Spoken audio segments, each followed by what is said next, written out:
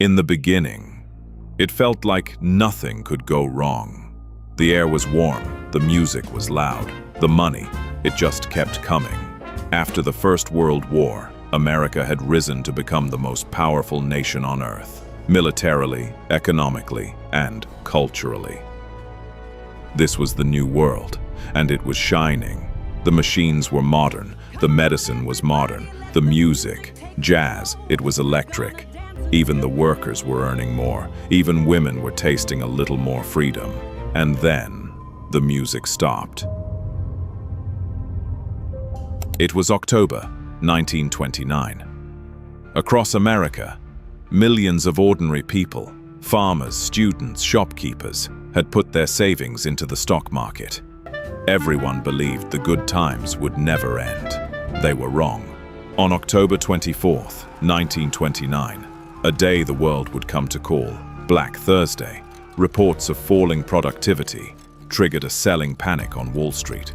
Share prices collapsed by 22% in a single day. Communication was slow.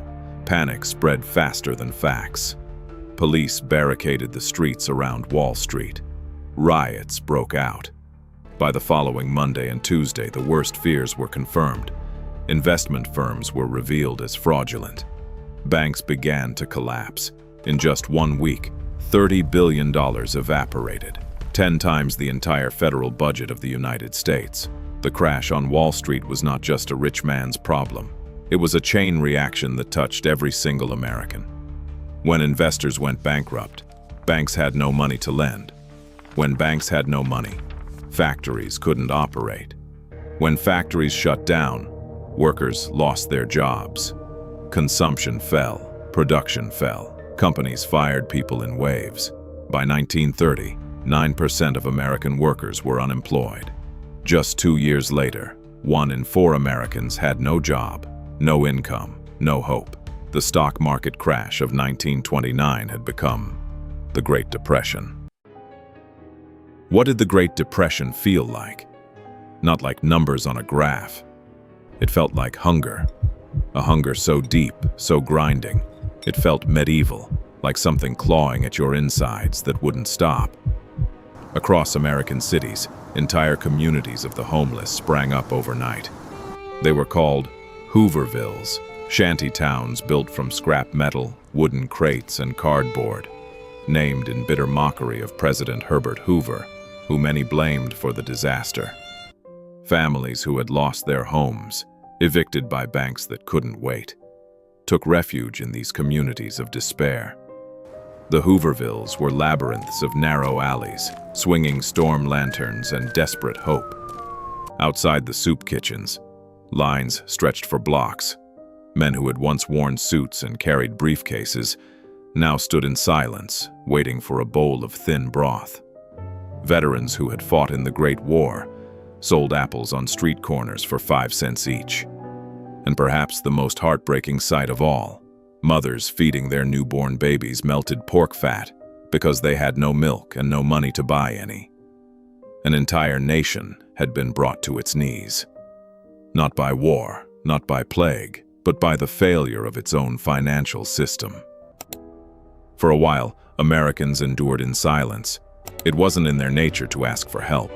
They had always been taught to be the masters of their own destiny. Hardship was something you faced alone. But silence eventually broke.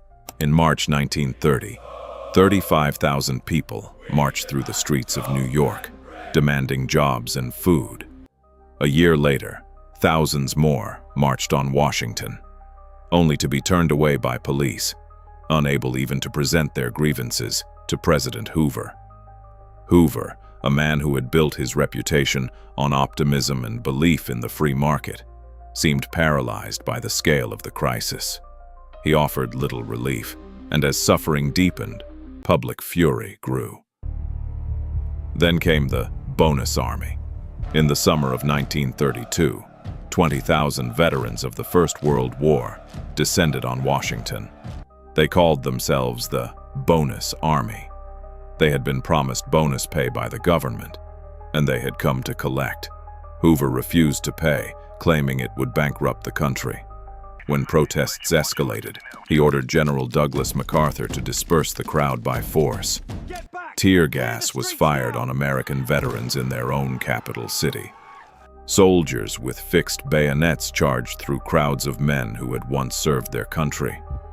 4 people died, hundreds were wounded. The man who had promised an end to poverty had become the symbol of its cruelest face.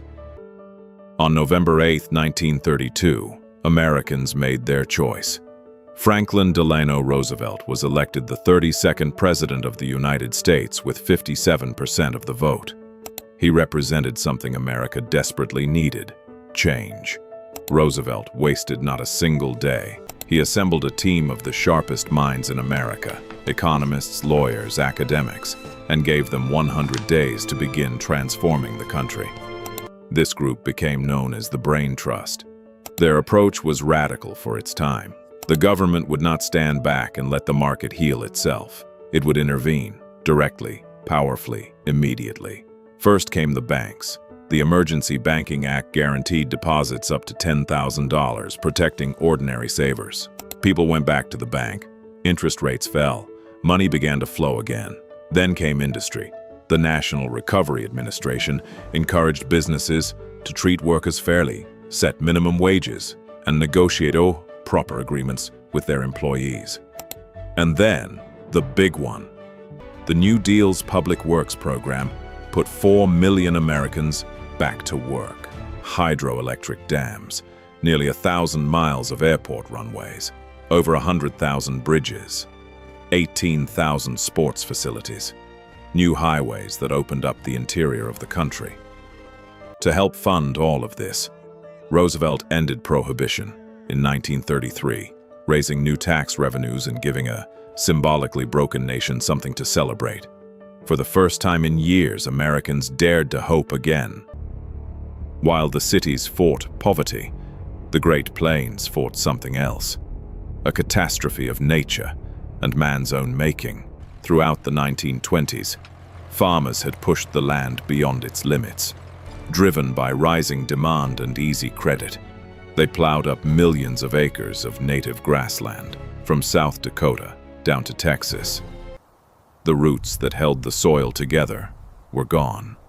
When the drought came and the winds rose, there was nothing to hold the earth in place. The dust storms began as a distant rumble, like thunder rolling in from the horizon. The light would die. Then a wind would build, howling like a kettle pushed past boiling.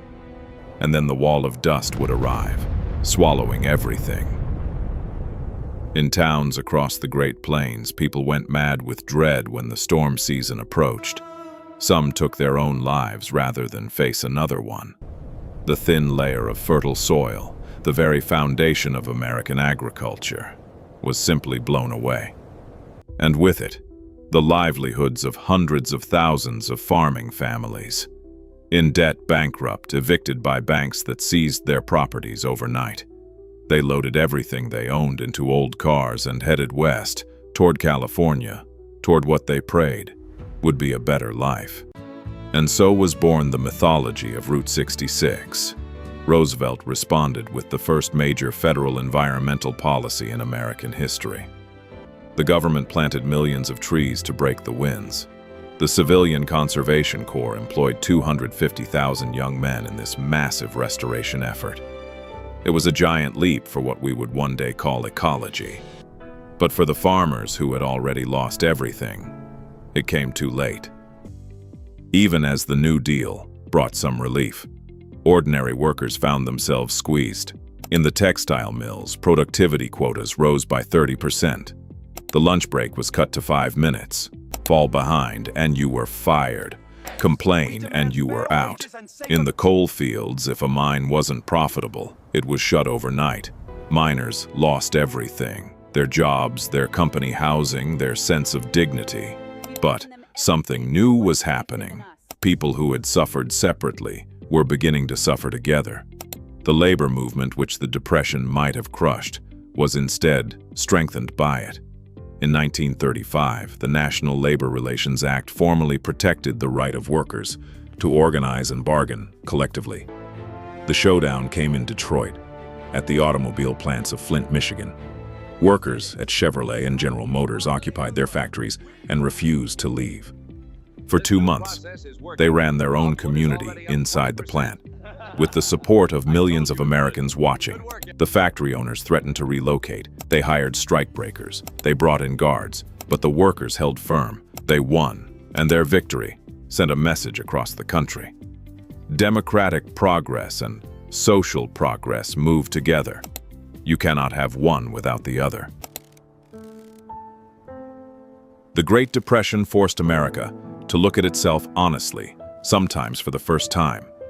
The New Deal, for all its limitations, consistently opposed racial discrimination in its programs.